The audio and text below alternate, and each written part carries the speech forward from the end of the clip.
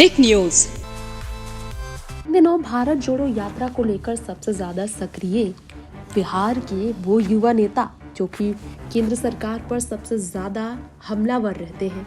हम बात कर रहे हैं कांग्रेस पार्टी के नेता सिर्फ और सिर्फ यहाँ पर ऐसे कन्हैया कुमार के बारे में, जिन्होंने लोकसभा चुनाव के दौरान जेएनयू के पूर्व छात्र संघ अध्यक्ष होने के अलावा जिस तरह से कांग्रेस के लिए सपोर्ट में उतरकर भाजपा के खिलाफ आवाज उठाई।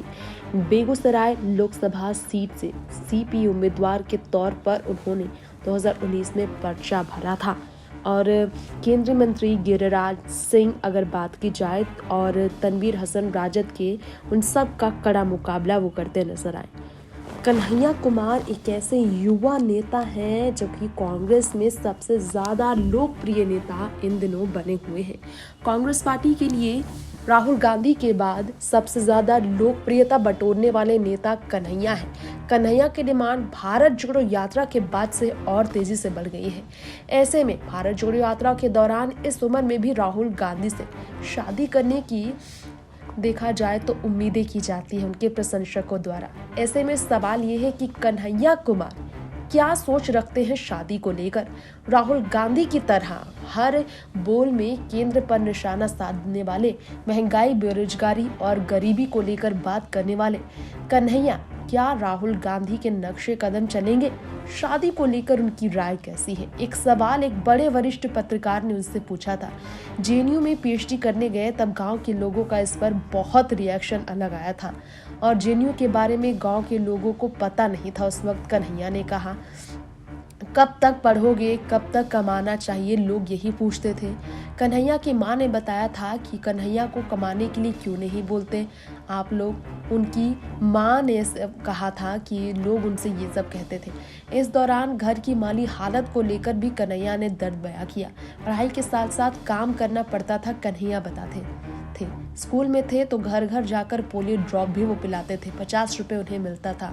दिल्ली गए थे वो तो एमआर की नौकरी भी उन्होंने की थी, यूपीएससी की तैयारी भी की। सरकार की एक पॉलिसी से जीवन में कितना बड़ा झटका लगा ये उन्होंने कहा तब जब समझ में आया, जब सीसेट का मारा वो भी थे।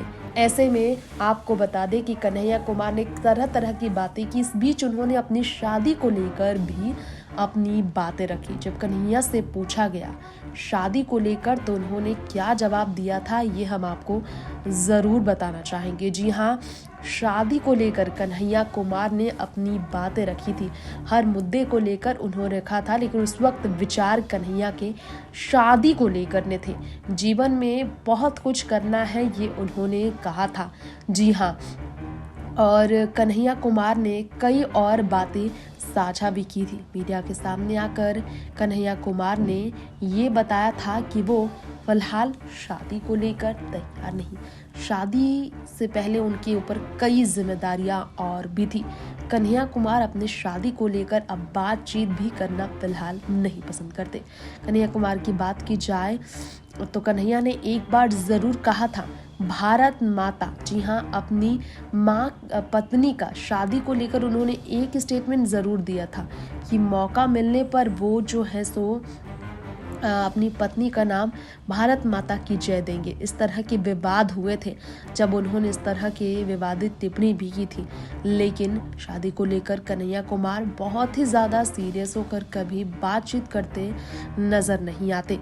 टिक न्यूज़ से तृप्ति की रिपोर्ट के साथ ये भी बताते चले, एक बार कन्हैया ने कहा था क्या शादी करना जुल्म है, इस पर भी चर्चा हुई थी। शादी से जुड़े उनके कई स्टेटमेंट्स रहे हैं। प्रधानमंत्री नरेंद्र मोदी पर निशाना साधने वाले कन्हैया कुमार ने एक बार डीमोनेटाइजेशन को लेकर प्रधानमंत्री पर निशाना साधते हुए उन्होंने कई बात और भी रखी थी। साथ ही साथ आपको बताना चाहेंगे कन्हैया कुमार ने इस मौके पर ये भी कहा था कि क्या शादी करना गुनाह है। दरअसल कुछ कमेंट्स आए थे, अगर वो कहा जा रहा था कि अगर वो शादी करते हैं तो करप्शन से दूर नहीं रह पाएंगे।